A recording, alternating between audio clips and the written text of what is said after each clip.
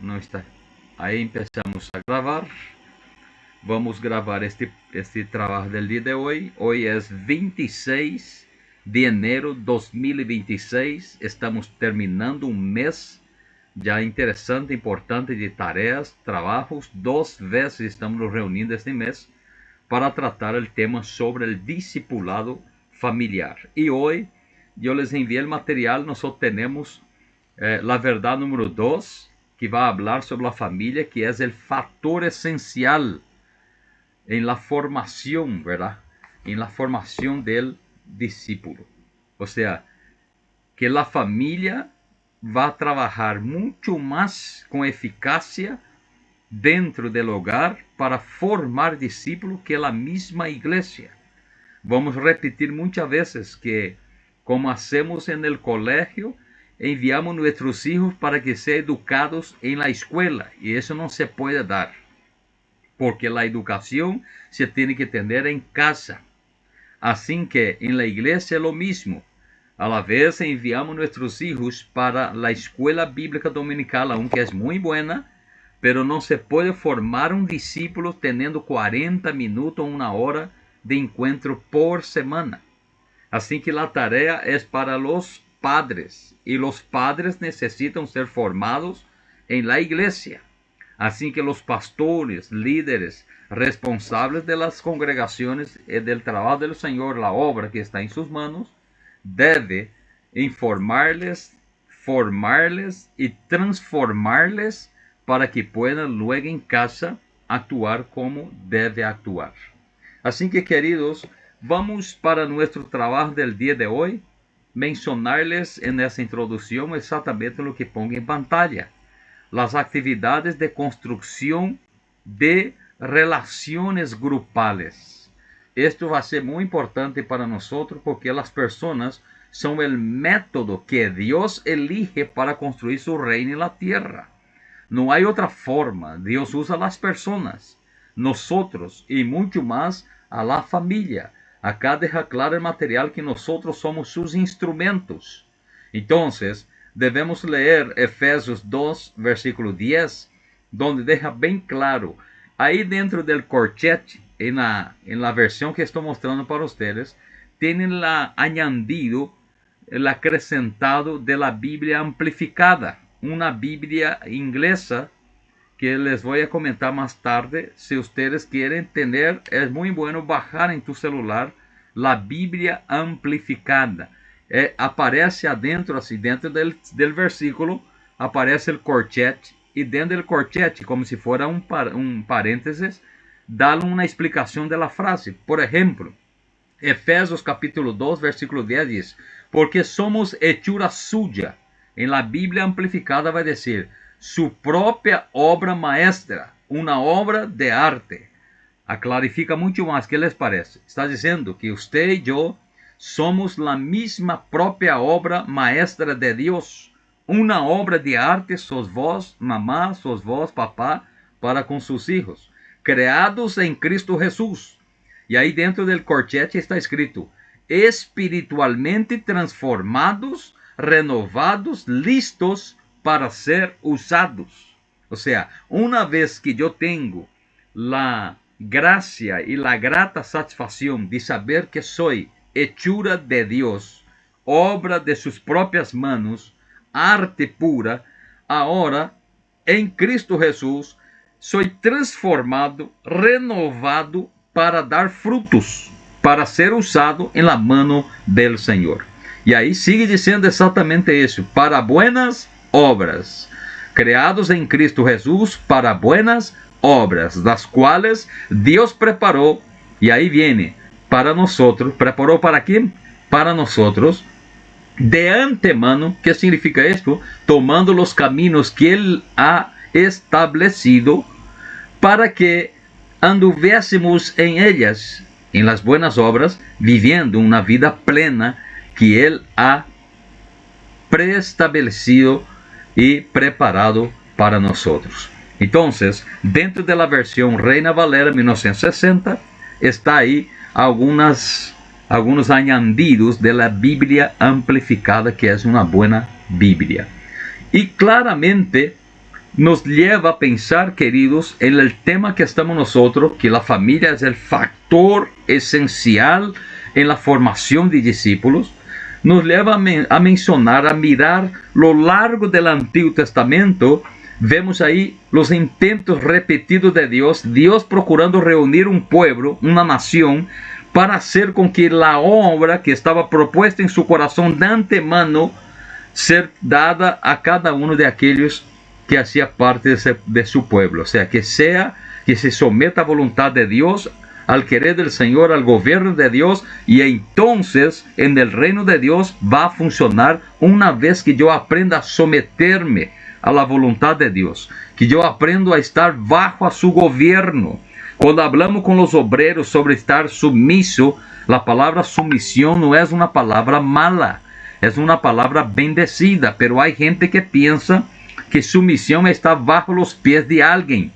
No importa quién sea el líder, no importa el papa o quien sea que sea, nosotros no estamos, una vez que aprendí leyendo Efesios capítulo 2 y 10, que soy hechura de Dios, que soy una obra de arte, que soy en Cristo Jesús transformado, no necesito estar bajo los pies de nadie. Pero la palabra sumisión deja bien claro estar bajo a una misión. Bajo a una misión cambia totalmente el concepto. Una vez que mi pastor me dé un orden, yo no tengo problema de cumplir el orden. No necesito ser cepillero, no necesito ser puxa-saco, como dice en portugués, para rendir en el reino o hacer bien mi tarea ministerial, pastoral o que sea familiar. Cuando el marido habla, y Pablo enseñó esto en Efesios capítulo 5, no necesita la mujer creer que el marido es más que ella. Todo contrario, somos un complemento desde un principio y estamos hablando esto. Que la mujer es el vaso más frágil exactamente en las emociones, nem sequer en la fuerza, porque yo conozco mujer que tiene más fuerza que su propio marido. Y no se equivoque, hermanos, las mujeres tienen una fuerza tremenda, tanto es que el Paraguay sobrevivió de toda la situación que ya pasó por la fuerza femenina de este país. Entonces es muy importante creer en nuestros corazones que no hace falta nosotros estarmos bajo el pie o debajo del comando de alguien forzado, para nada, todo contrario. Cuando uno sabe que él tiene condiciones en Cristo Jesús de hacer una obra maravillosa para Dios, él no tiene problema de ser sumiso, porque la sumisión es estar bajo a la misión que fue entregada a esta persona. Con este concepto nosotros entendemos que Dios necesitaba un pueblo, una familia, y empezó con Abraham, una familia. Y Dios habló, desde usted, Génesis capítulo 12 para adelante, desde usted nosotros vamos a hacer con que todas las familias del mundo sean bendecidas. Dios necesitaba nomás una familia, porque siempre fue el plan de Dios. Observen que Dios está dejando claro que también esta familia tendría que estar sometida voluntariamente bajo su gobierno. Hacer las cosas forzadas para Dios no es mérito alguno y tampoco obras de beneficio a nadie.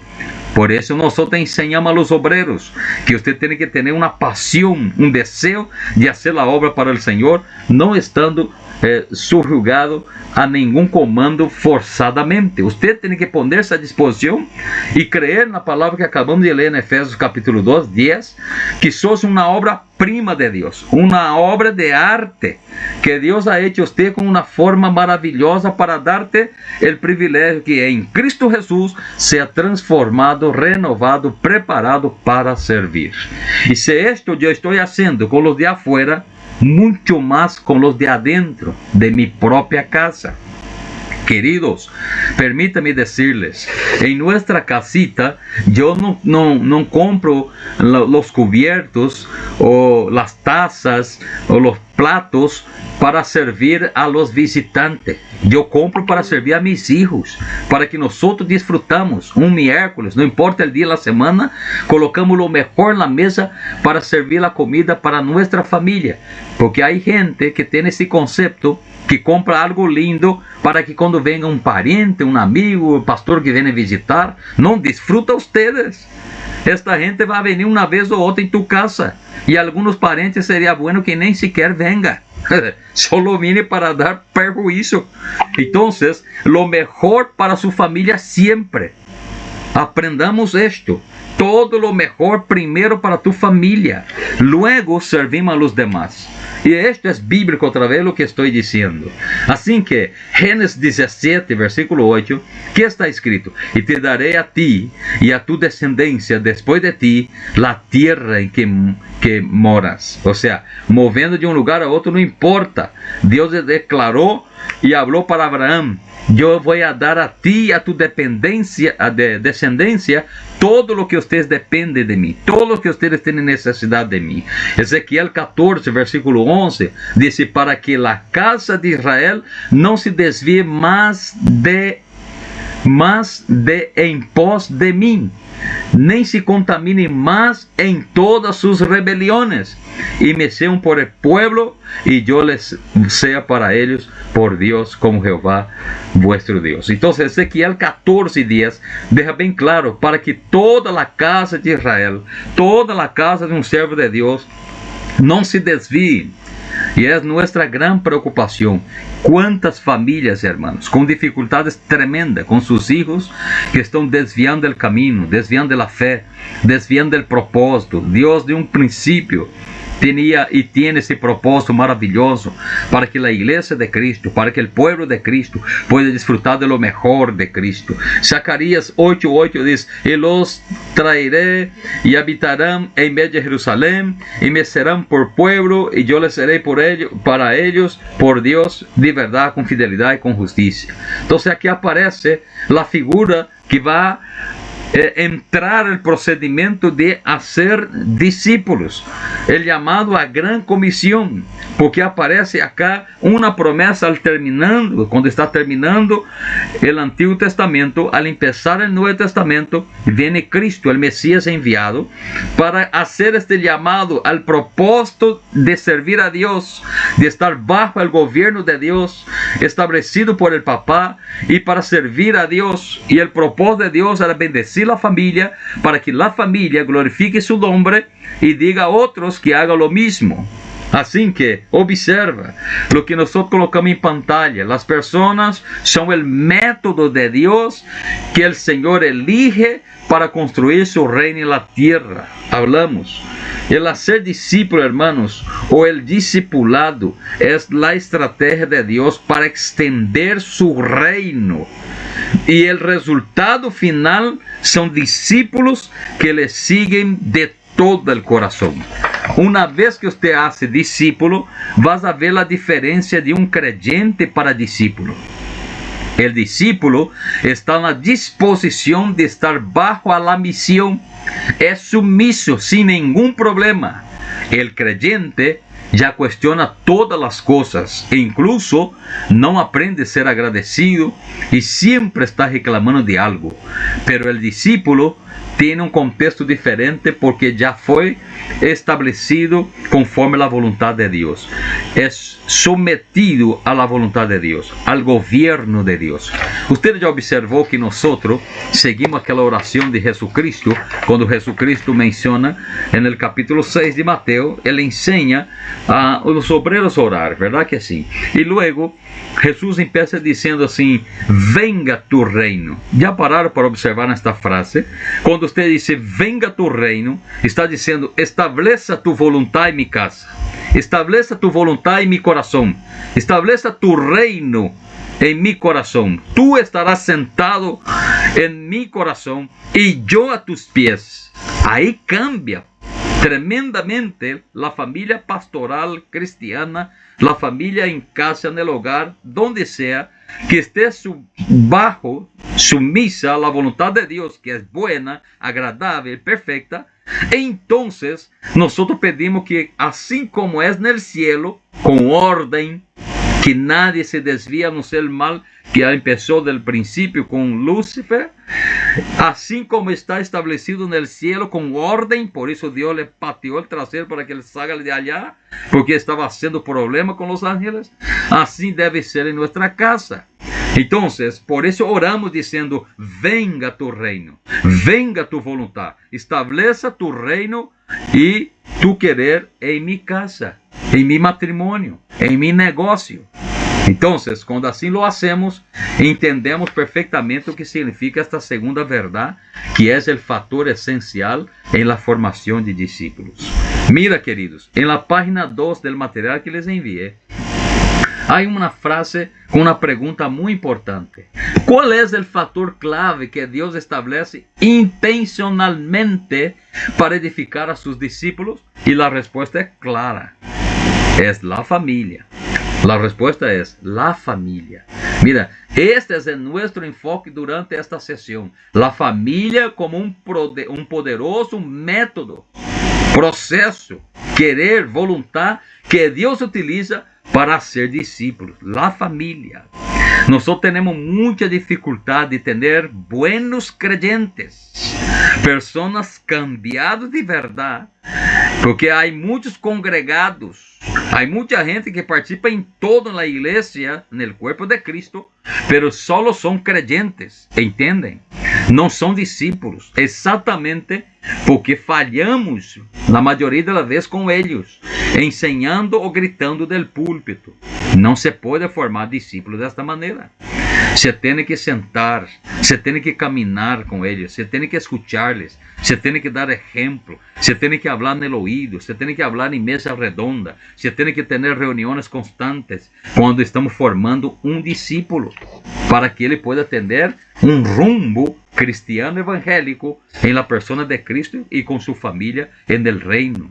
Una vez que logramos hacerlo, esta persona va a hacer lo mismo con otro, y esta es la enseñanza de Jesucristo, que yo gano a alguien para Cristo, este alguien gana a otro para Cristo, y ese otro gana a otro para Cristo, y va formando una cadena maravillosa de personas ganadas para Cristo. Así que la respuesta de la pregunta es la familia. ¿Cuál es el factor clave de Dios para formar discípulos? La familia. Si yo enseño mis obreros, enseño los obreros de Cristo que congregan conmigo, enseño los padres que están acá, automáticamente en casa eles vão volver a ser o hablar del tema. Ahí hay una pregunta de reflexión muy importante. Deja claro lo siguiente: examina cómo Dios utiliza. Mira, letra A los individuos como instrumento escogido para levar a su cabo, ¿verdad?, su misión, a levar a cabo su misión divina. Y letra B, a la familia como ese trabajo principal del encuentro, del entorno, del familiar, para nutrir, para modelar, para discipular. Y ahí viene la pregunta: ¿cómo trabajan juntos estos dos elementos? Y la respuesta es el individuo ganando a la familia, el individuo. O sea, el testimonio de vida de una persona cambiada, como empezamos en la primera hoja, una persona que tiene vida transformada, él empieza a ganar a los otros que están dentro de su casa, sus parientes, amigos, familiares. Empieza por ahí. El individuo es muy importante para el proyecto de Dios para ganar la familia. Vamos a mostrar enseguida del PowerPoint donde están aquellas cuestiones que Pablo empezó a hablar, que la mujer cristiana santifica al marido en casa, que no es cristiano. ¿Cómo es esto? Y vamos a aprender. Y la segunda expresión de la letra B habla de la familia. Ahora, la familia como unidad, iglesia más el hogar, hay una formación de discípulos. La respuesta entonces, la primera cuestión es que el individuo ganado por Cristo, por alguien que Cristo transformó su vida, este individuo puede ganar toda la familia, él solo, y tenemos varios testimonios en nuestras iglesias. Luego, con ese testimonio de vida transformada, él gana la familia. Luego, la unidad entre iglesia y ese individuo con su hogar va a tener formación de discípulos para a glória de Deus. Assim que é muito importante ter claro que a segunda verdade bíblica para discipulado familiar é que o fator essencial é a formação em Deus, é a formação em la formação de discípulos, ok? Aí aparece nesse quadro Jesus afirmando claramente e estabelecendo a seus discípulos, afirma aí a estratégia, verdade? Como deveríamos falar ou tratar. Assim que la hoja número 2 do material que tenés em tu mano, diz que a família del reino de Deus, letra B, deixa bem claro que existe um cambio no conceito do Antigo Testamento para o Novo Testamento. ¿Entiendes? La época antigua para la época nueva. Hay un cambio y vamos a hablar de ese cambio. Acá aparece que la familia como un poderoso método que Dios utiliza para qué? Para ser discípulos. Evidentemente, la familia. No hay otro método. En el Antiguo Testamento, y ahí aparece la familia del reino, ¿verdad? Y ya vamos a hablar de esto. Mira, en el Antiguo Testamento, ¿cuál es la formación que tenía para a família? Vamos ver a diferença. A formação era esta: havia uma família como de Abraão. Desta família existia um clã, que seriam as pessoas que vão aclopando esta família. Quando existia um pequeno clã, por exemplo, está aí alguns companheiros que já têm sua filha entregada a seu yerno, coisa que eu espero que tarde comigo, pero que pueda passar em qualquer momento, verdade que sim? Então, se você tem uma linda princesa, e aí vem esse gavilão volando por aí, e daí a pouco ele vai sentando e vai conversando e vai começando a ser a forma, verdade? E vai encontrando o meio, e aí vai começando, já não é mais tu família, começa a ser um clã, porque já vem alguém de afuera a acoplar. Luego aparecem os hijos de tus hijos, que são os netos, e aí já aparece a tribo. E de la tribo forma uma nação, como estamos colocando aí para nossos irmãos. Esta era a formação que se dava no Antigo Testamento. Nação de Israel, por exemplo, como se formou? Se formou por clãs. Desde as 12 tribos se vai formando o que se é considerado uma nação. Cada tribo se componia de clãs. Então, cada clã estava formado por hogares, membros del mesmo linaje, ou pessoas que vêm como escravos, que se enamoravam e viviam e casavam, e aí começava a formar o clã. Luego de esto, vem uma observação acá: a nação era uma comunidade estreitamente, hermano, unida, que convivia de acordo com mandamentos.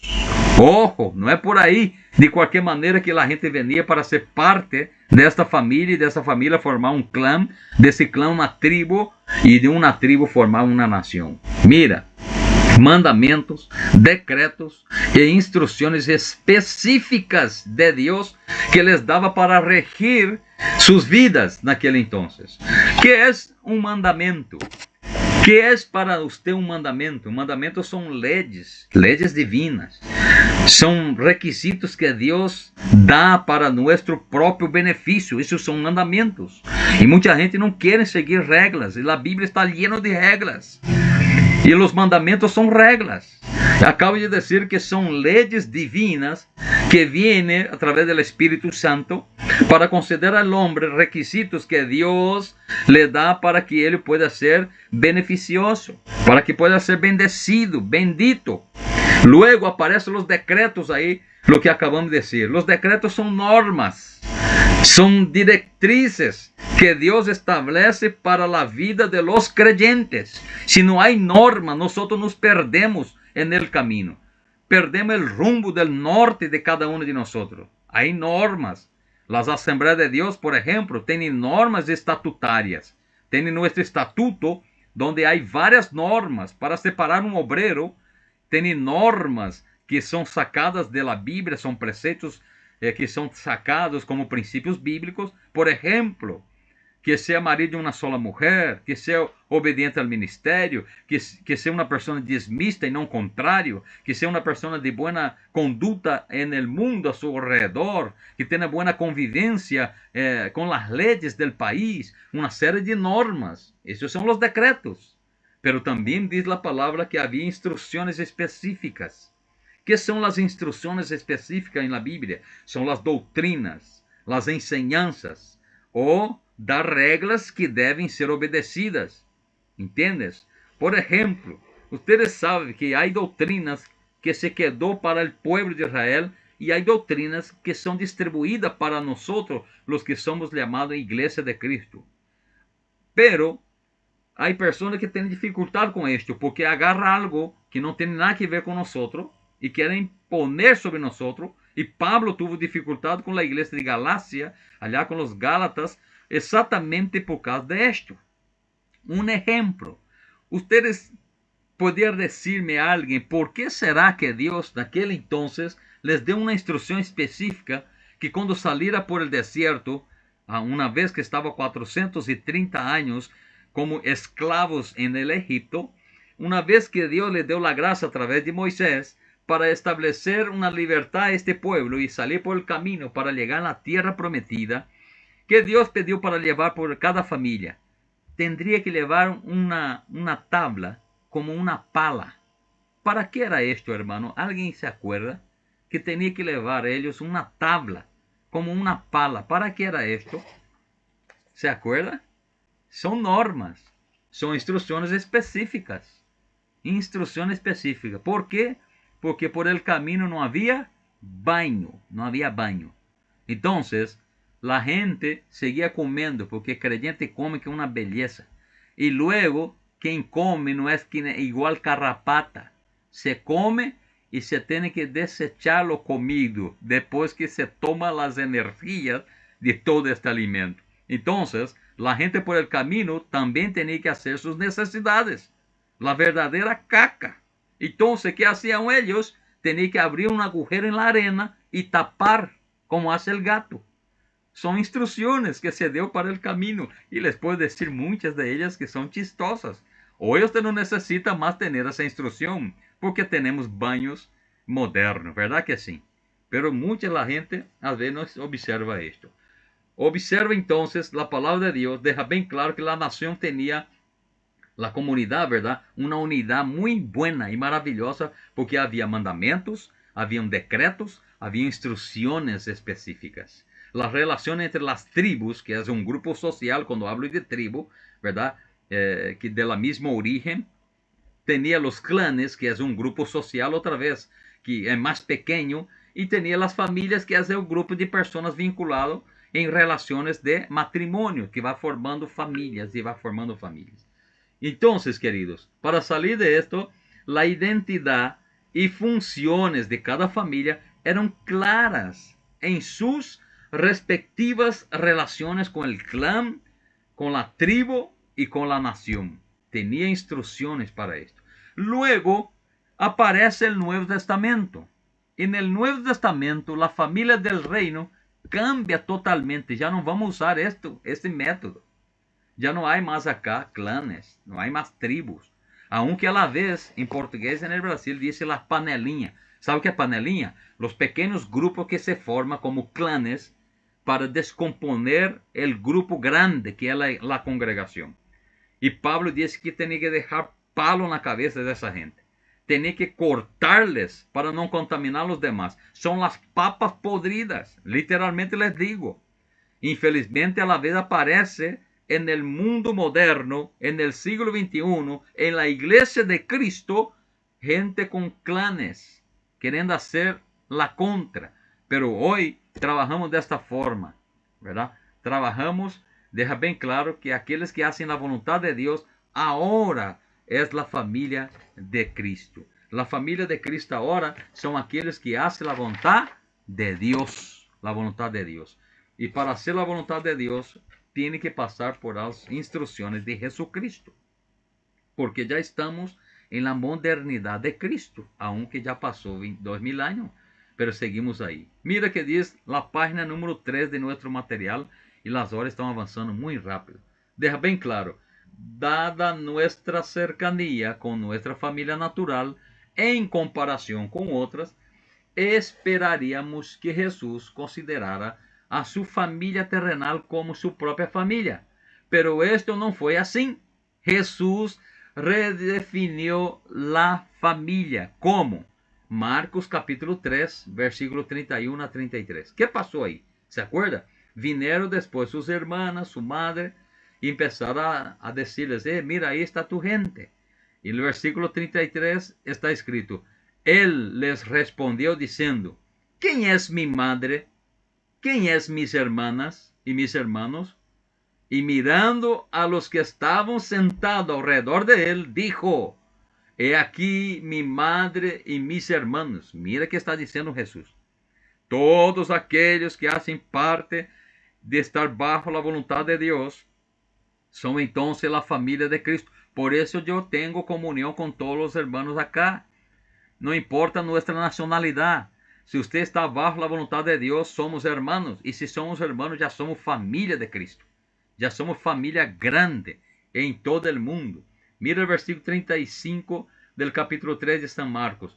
Porque sentados alrededor de él, perdón, acá dice, porque todo aquel que hace la voluntad de Dios, y ahí entra en corcheche la Biblia amplificada, dice, creyendo en mí y siguiéndome a mí, Jesús está dejando bien claro, todos aquellos que hacen la voluntad de Dios, creyendo en mí que Dios envió, y siguiendo a mí que estoy discipulando a ustedes, ese es mi hermano y mi hermana y mi madre.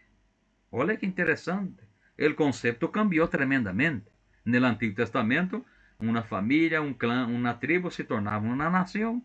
Hoy nosotros somos el mundo entero, la cristiandad reunida en lo que se llama el cuerpo de Cristo, la familia de Dios. La familia de Dios. O sea, Jesús no quiso deshonrar acá a su familia, para nada, en su comentario en el pasaje que leímos nosotros. No, Jesús estaba valorando acá a su propia familia y lo demostró en números, registrando claramente la palabra que acabamos de leer, lo que acabamos de hablar.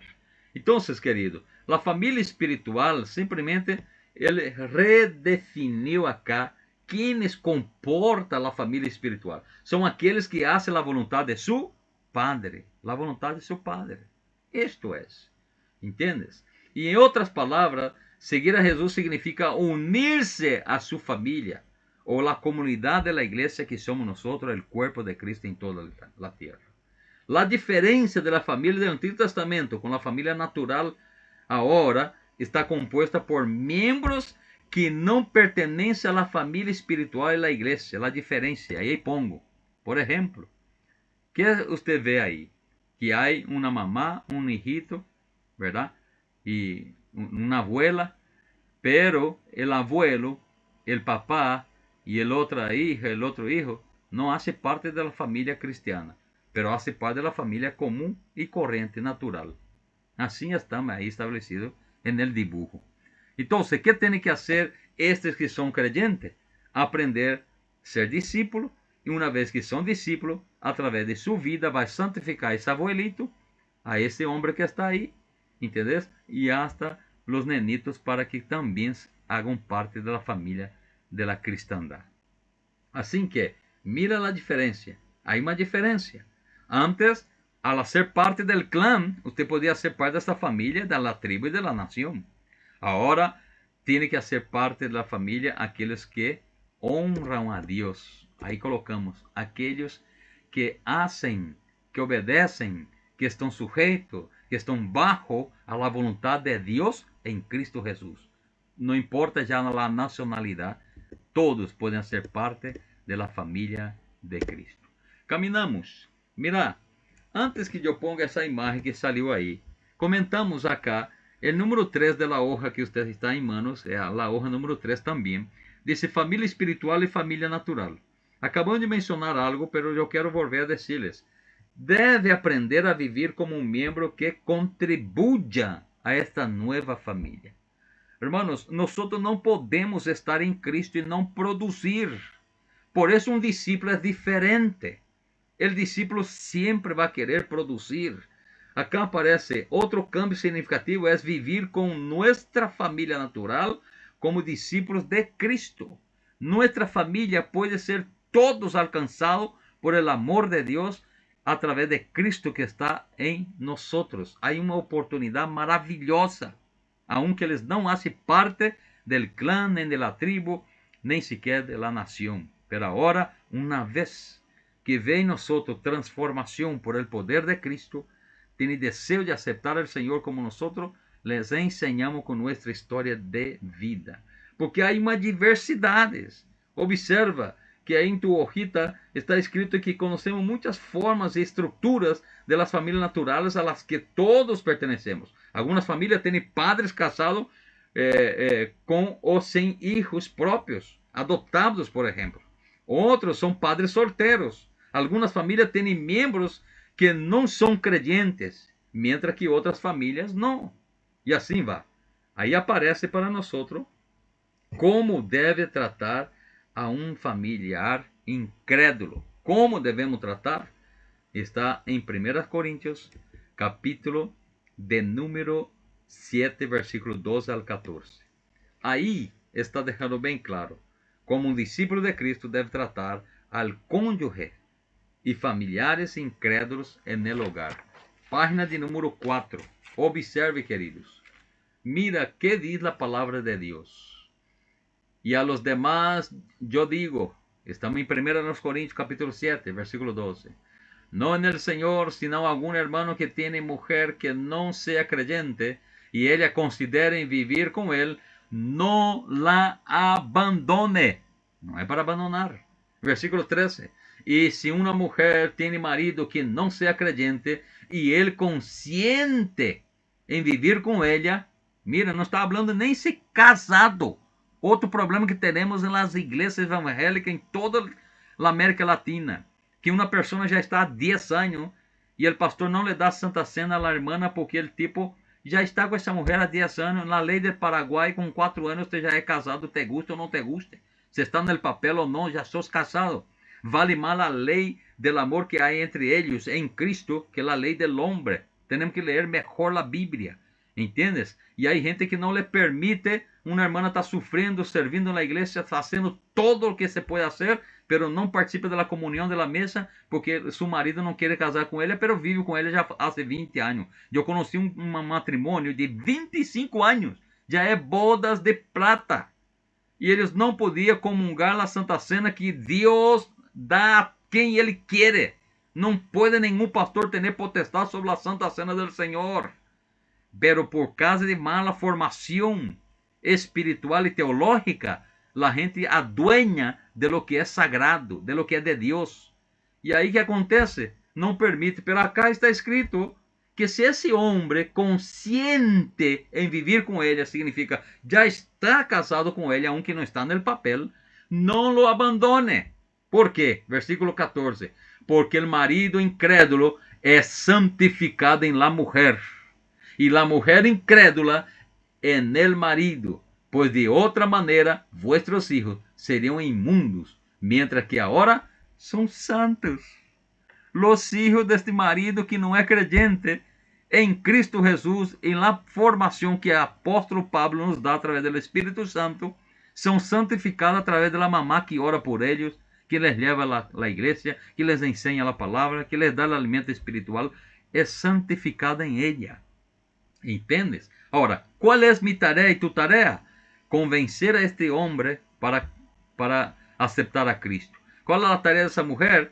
Dar testimonio de tal forma que él vea que esta mujer tiene una transformación en su vida y no es por él, sino que es por Cristo.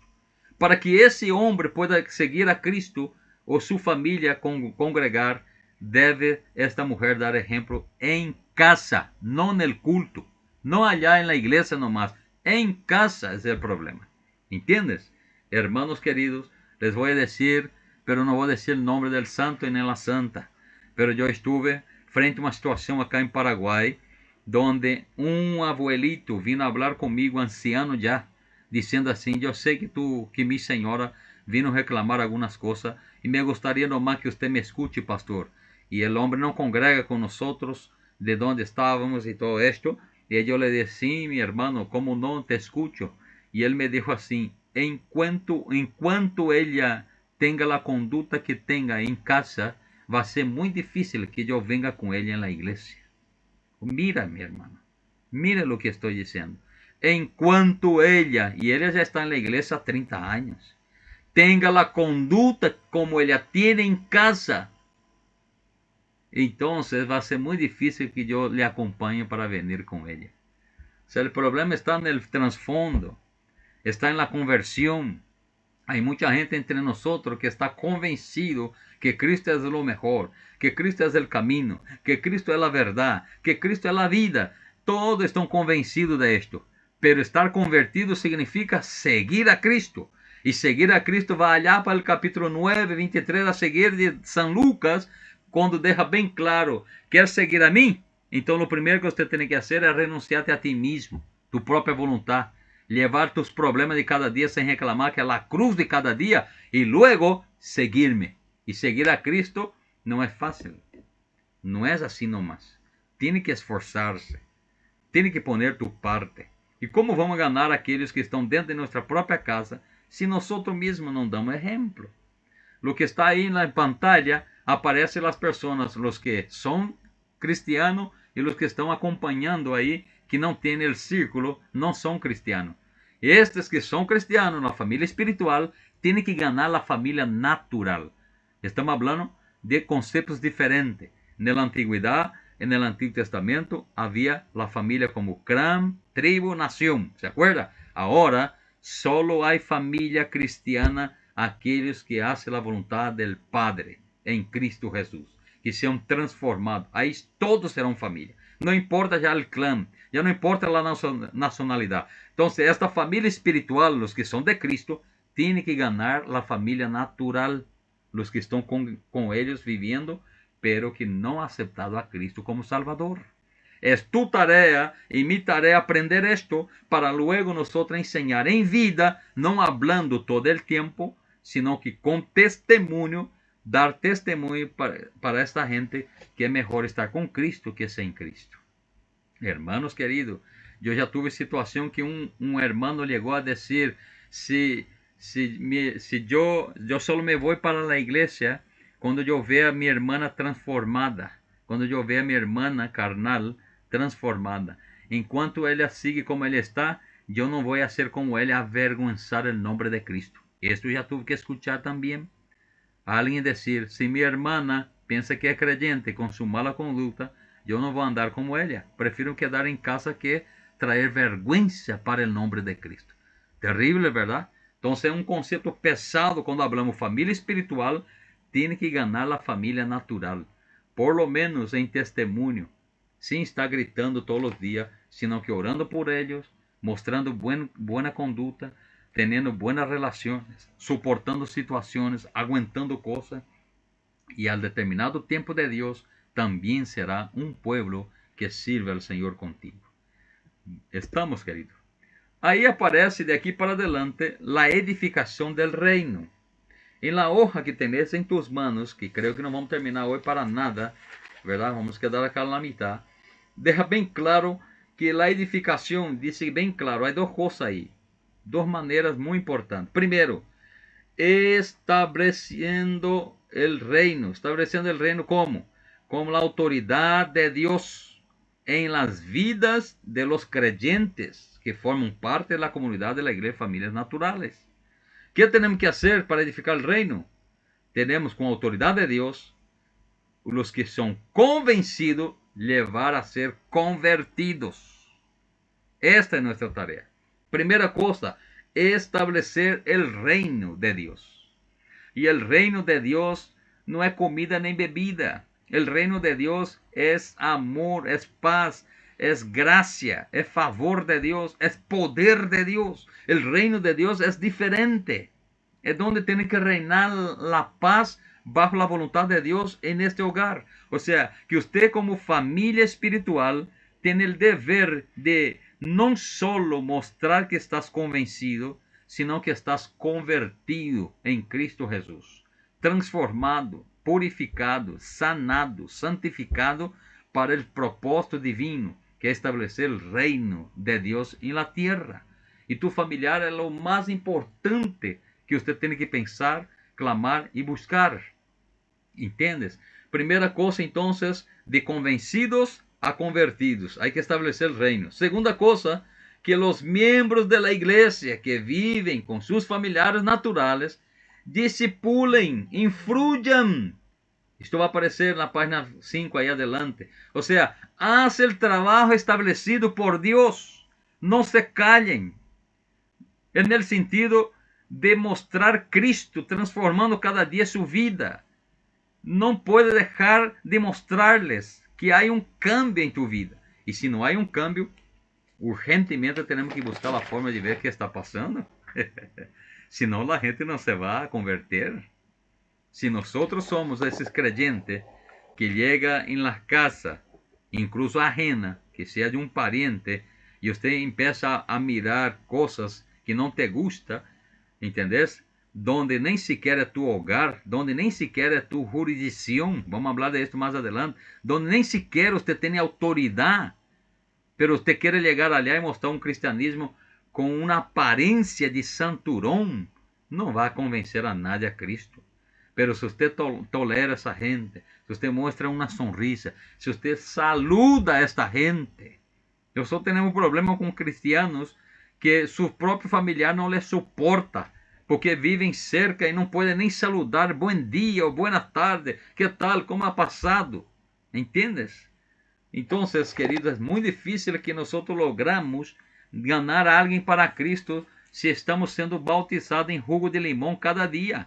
Se não há uma sonrisa, se não compartimos, se não lhe invitamos nunca nada, se não les invitamos ao culto, se não les comentamos o que passou na casa, na igreja, se não les invitamos de vez em quando para comer uma mandioca, ¿entendés? Sea inteligente, diga, mira, eu pongo a mandioca e o carvão e você traga a carne e nós vamos fazer uma festa grande. Pero se nós estamos todo o tempo agarrando versículo aislado da Bíblia e aí apontando a gente, tentando meter-lhe forçadamente Cristo, não vai funcionar. Não tem funcionado e nunca foi assim o Evangelho. O Evangelho de Deus não necessita que você ponha tu cara feia. Ele se pode defender por si solo. O Evangelho do Senhor é poder de Deus. Pablo deixou bem claro, pero é tão difícil. Quando você lê o capítulo 1, 16 a seguir, Romano, você vai encontrar esta palavra, pero quando você lê em grego, você vai ver que há uma forma maravilhosa de diferenciar. Quando Pablo diz, ai de mim se não predigo o evangelho, há muita gente que interpreta isso em voz diferente. Em grego tem a voz pacífica, tem a voz média e tem a voz ativa. Esta voz que Pablo está falando aí, no versículo, é voz média, não é voz ativa, acusando a alguém, e nem passiva, se colocando como pobrecito. Ele está em término médio, está dizendo assim, ai de mim se não me evangelizo. Paulo está dizendo, se eu mesmo não me cuido, se eu mesmo não me evangelizo, como poderei evangelizar o povo de Deus ou os de afuera? Cambia totalmente quando você vê de outra forma o conceito do evangelho. O evangelho de Deus é poder de Deus. A verdade de Deus não necessita nadie que esteja defendendo-la. Ela se defende sola, porque a verdade de Deus prevalecerá. A verdade de Deus será para sempre a palavra de Deus. Não necessita nenhum verdugo, nenhum homem com cara feia, nenhum homem que se ponga aí como um cacique, ou que seja como se diz, um delegado, dessa gente que está à frente de poder, de autoridade, que tem que usar um uniforme, que seja aí um comissário. Não, o reino de Deus é poderoso por si solo, não necessita nadie estar defendendo.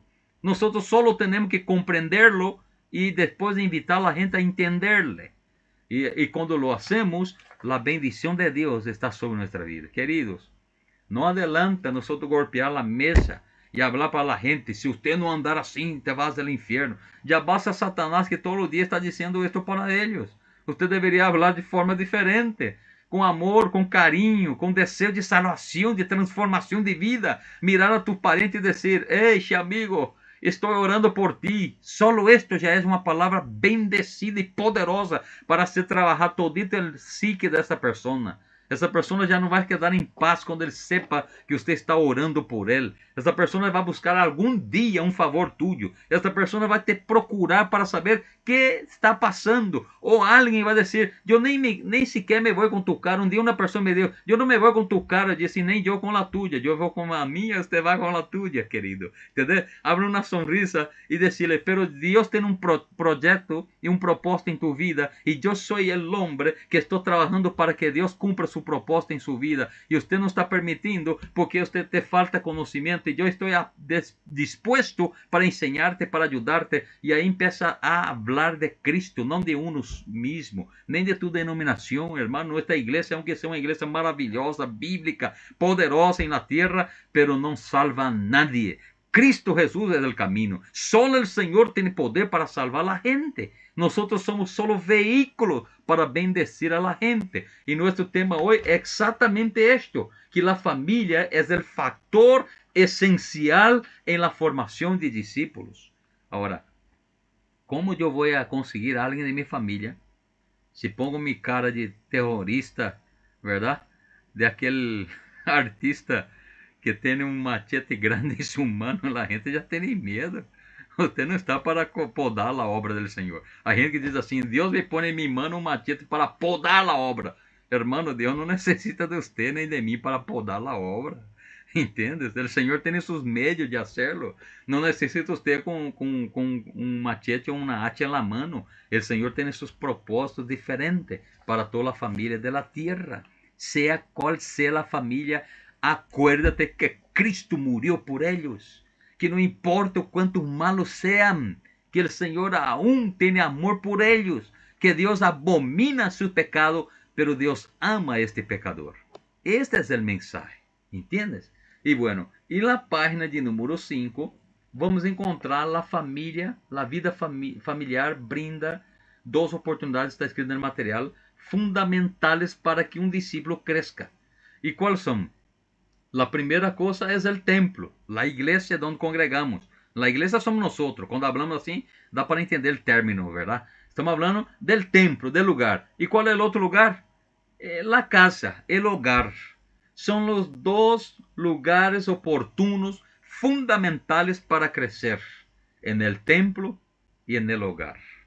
Pero mira, ahí está, edificando el reino de Dios de esta manera, que esta gente que estaba sin Cristo ahora son alcanzados, como está ahí los círculos, porque usted en el templo aprendió cómo hacerlo en la casa.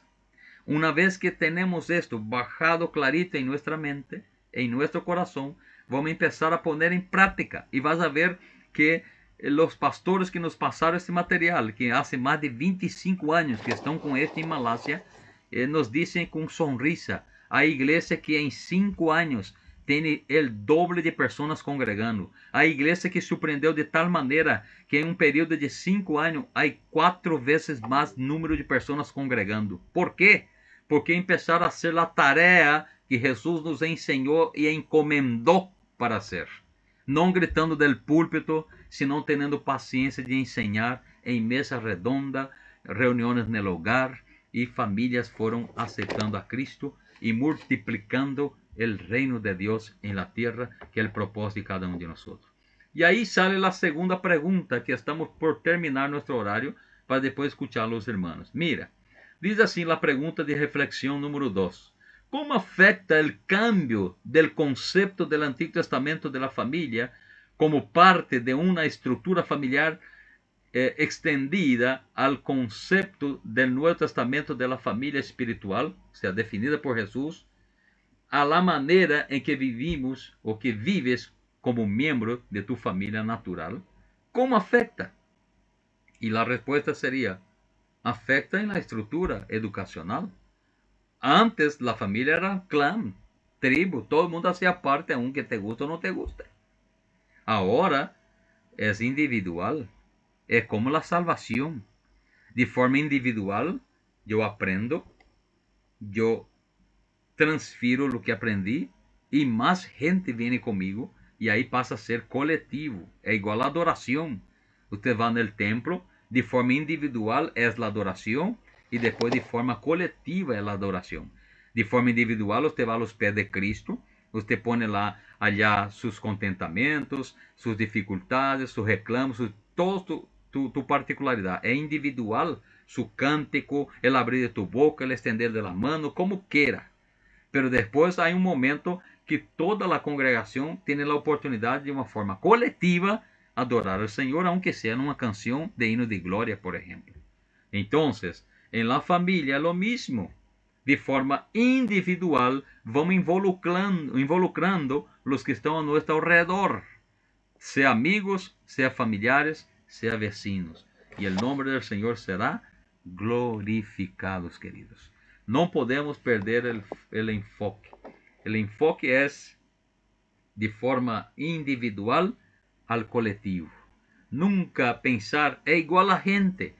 Tem um conceito de que o avivamento vai chegar por um grande congresso, que o avivamento vai chegar por um grande movimento, que vai chegar por um grande evangelismo. O avivamento, em toda a história que você vai ler, vai ver que começou com uma pessoa, com uma família, com duas pessoas. Quem eram essas pessoas? Gente entregados, confiados, que Deus tinha autoridade e poder para realizar maravilha em meio de eles. Gente como vários, como os príncipes de los predicadores de la época passada, que não tinham pereza, que viviam constante entregado a la sumisión de la voluntad de Dios, y las cosas aconteciam de tal forma que quando eles chegavam a um ambiente, toda uma ciudad se convertia. Era a través de um homem, de uma mulher, que Deus hacía os movimentos de los mais grandes avivamentos mundiales conhecidos. Não é de forma coletiva, é individual, companheiro. Se você se mete a la oração, al clamor, a la súplica, al ayuno por alguém, eu dudo, eu já hice muitas vezes, ora 3 dias por uma pessoa e depois pida a Deus que te dê uma oportunidade para confrontar, para falar, para mostrar a essa pessoa o amor de Cristo. Você vai ver como Deus trabalha de forma que essa pessoa cai em tus manos. E aí você comparte o evangelho e você passa a ser um padre na fé de alguém, de forma que não olvide jamás a pessoa e siga a Cristo. E desses que empezaram nenito contigo, com nós, hoje são todos obreiros da igreja, porque um dia paramos todo o que estávamos fazendo e demos atenção a um necessitado, ou estivemos involucrados em oração e ayuno em favor de alguém e Deus hizo a obra. É Deus quem hace a obra. Você só é participante da obra. Me ensinaram mal quando eu era chiquito. Dizia que nós hacíamos a obra de Deus. Nós somos parte da obra. A obra sempre, a missão sempre foi de Deus. Você só hace parte da missão de Deus. Não somos gente capaz nem sequer para dirigir nossa própria casa, quanto mais a obra do Senhor. Então, cambia esse conceito. A missão sempre foi de Deus. Desde um princípio, Deus quis estabelecer seu reino e começou com uma família. Por uma pareja no Edén que falharam, e luego Deus começou a trabalhar de forma que uma família lhe agradou, e não eram judeus, era uma família do mundo, eram incrédulos, eram hijos de padres que hacían dioses, que hacían estátuas, que hacían amuletos. Pero esta familia agradó a Dios, y de esta familia está usted y yo, porque somos hijos de Abraham en la fe. El gran padre Abraham, que ha confiado en el Papá del cielo y ha dado oportunidades para que podamos llegar al conocimiento del Hijo de Dios, que es Cristo nuestro Salvador. Queridos hermanos, vamos llegar hoy hasta aquí, porque las horas avanzan y sé que todos nosotros tenemos trabajo para el día de mañana, esperando en Dios que el Señor siga hablando en nuestros corazones. Vamos a hacer una pausa en lo que yo estaba grabando y luego les envío para ustedes mañana, si Dios permite, para volver a escuchar. Y ahora queremos escuchar a nuestros hermanos para ser parte también del trabajo, ¿ok?